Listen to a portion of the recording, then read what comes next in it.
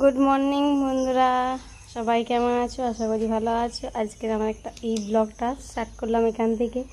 এই দেখো হাতে ঝুড়ি দেখতে পাচ্ছ। আজ আমাদের মনসার পালন শাক দিয়া আরও দুদিন পর আরও দুটো পালন আছে, সেই ভিডিও দেবো। তো আজকে শাকের সন্ধানে বেরিয়েছি। এই যে কাকিমাদের বাড়িতে এসেছি। আমাদের ওখানে কোথাও শাক পাচ্ছি না, তো শাক তুলে পর দিয়াটাই আলাদা। তুলে পর দিয়ে মশা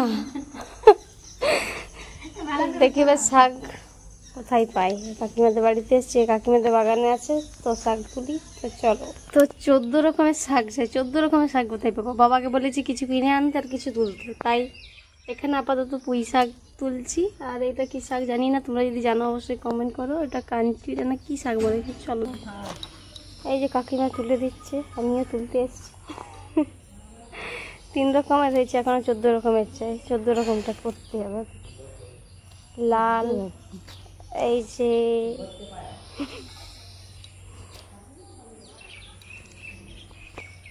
শাক তুলা হলো, হেঁপে গেলাম শাক তুলতে। যে তো 7 রকমের হয়েছে, এখনো 14 রকম কমপ্লিট করতে পারলাম না। মা এসে দেখবে, আর কিছু শাক কিনে আনা হবে। অত শাক কোথায় পাবো? তো অনেকটা কাকিমারে হেল্প করলো বলে আমি তুলতে পারলাম। আর শাক তো আর চিনি না ঠিকঠাক করে। তো কাদের কাদের শাক পালন আছে অবশ্যই কমেন্ট করে। বাই।